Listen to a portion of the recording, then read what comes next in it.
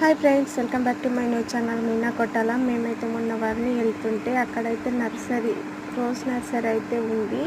అయితే అక్కడైతే వెళ్ళినాం. చూడండి ఫ్రెండ్స్, చాలా రకాల చెట్లు అయితే ఉన్నాయి.